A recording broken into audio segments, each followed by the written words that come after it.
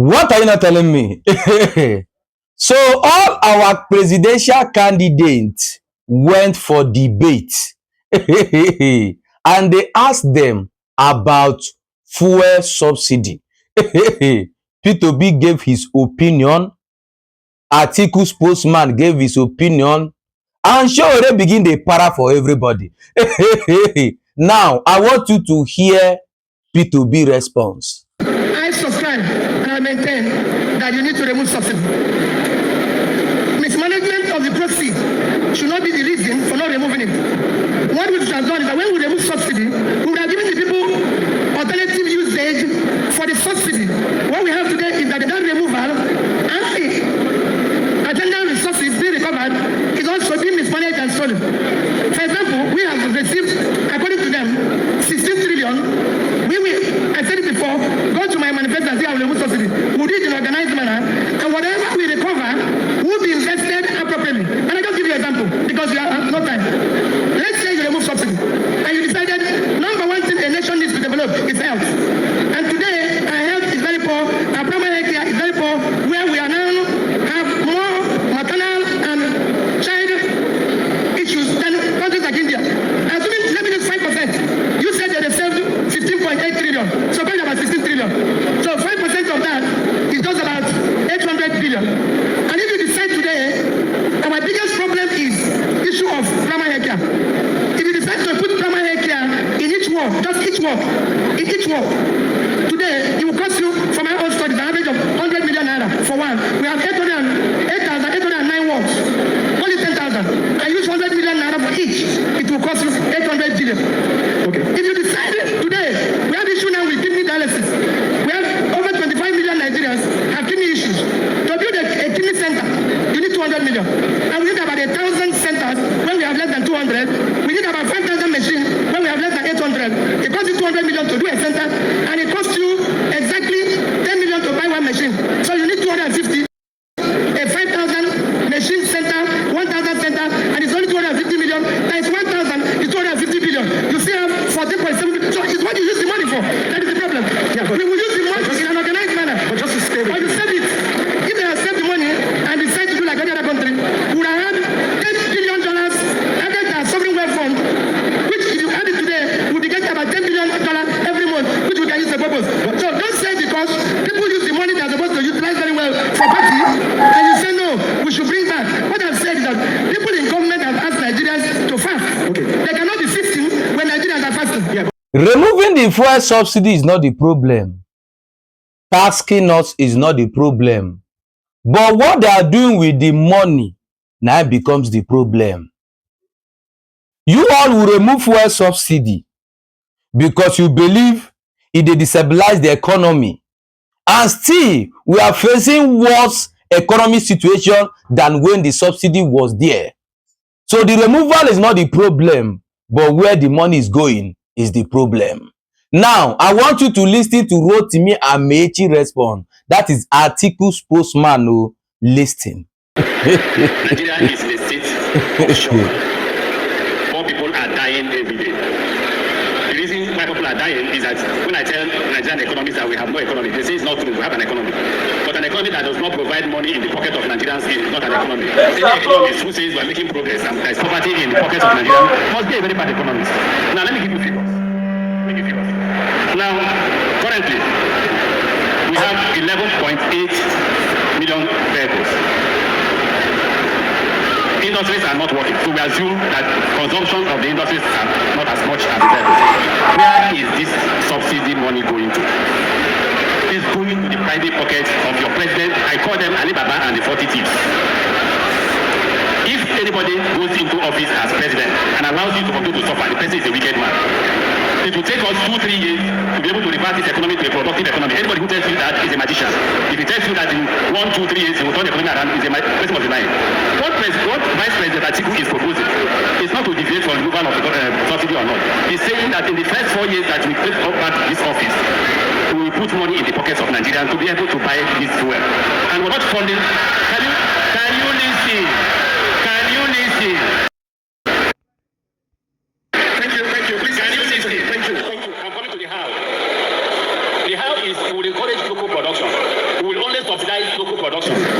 How is you provide cheap crude for them to refine and sell at the cheap cost? That way individuals will be able to buy fuel. I'm coming. If you're not able to provide subsidy to provide for cheap production, what happens? You are paying more for electricity, you are paying more for transportation. Everything in the economy is running head-to-head. We will provide you with all the necessary tools for subsidy for only local production to encourage employment. Now, the same problem we are facing now when Tinubu dey rule is likely to be the same problem that we're going to face when Rotimi and the Atiku dey rule. You are going to remove fuel subsidy and the money where they come from it, you will be giving private sectors or people where they do local goods, cheap goods, so that they will buy cheap, they sell cheap, and they will be making money to buy fuel. So fuel price will be cost and they will be selling cheap. That's the same thing. Now, this is what Sowore has to say. Now, Sowore own now they cause wahala.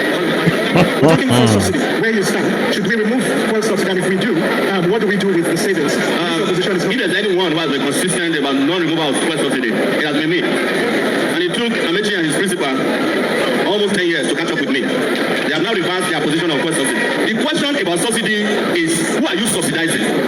You are subsidizing the elite, you are subsidizing the governors. The only people who are doing well since they removed subsidy are the governors of states. And when they talk about subsidy, they make it sound like they have not removed subsidy before. I was a student in 1989, they removed subsidy. In 1996, they removed subsidy. They said Nigeria will be better. We are in 2026, they are still removing subsidy. They are robbing Peter Obi to pay Bola Tinubu. That is what removal of subsidy is all about. The poor people of this country only benefit from subsidy from petrol, gasoline. There is no subsidy on kerosene. What did they build with it? There is no subsidy on A1 jet fuel. What did they build with it? Please, don't let these politicians lie to you. I love one thing that Amechi said. He said, apart from Sowore and Adebayo, the rest of us have been in government and we have failed. They have no business coming back. Yes. You guys should be apologizing to the Nigerian people. Let me say one more thing. Stop lying. Let me say stop lying, Sowore. No, I say don't judge by our achievements. No, I'm adding failure to you. One other thing I want to say is that when it comes to subsidy, right? Transportation policy is important. We have a former governor of Rivers State here, Amechi, who built a rail line that went nowhere. If that rail line was working, subsidy would have been working for the people of Rivers State. I'm not attacking you, but your records are here in Rivers State. And we cannot ignore that those of you who have governed before, who refuse to subsidize your people. Peter Obi did not subsidize education in state. Lecturers and doctors went on strike for 13 months. You may like him as a person, but he did not perform as a governor. That is the truth. I will not remove subsidy. Because the poor in Nigeria need to be subsidized instead of the rich. Actually, it is very easy to hold accountable than to rule.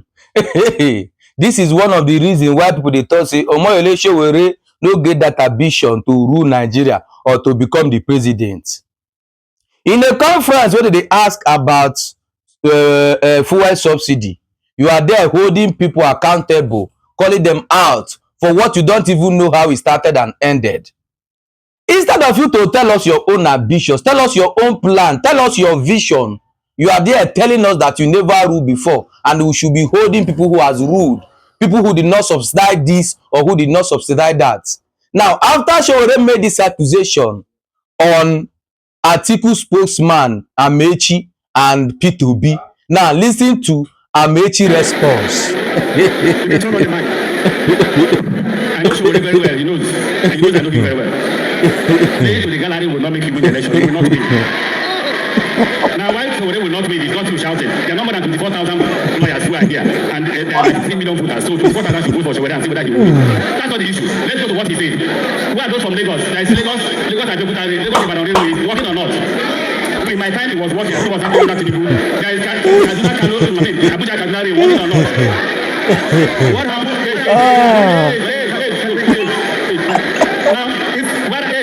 Where are Rivers lawyers? Please take Sowore around. Where are the Rivers lawyers who are present? Take Sowore around. Sowore, I built that road. I built this road. I built this primary school. I built that primary school. Sowore, what is your experience? All right, good. Politicians are talking, go to your mouth. Yes? You have the right of the plan. Yes. You have the floor.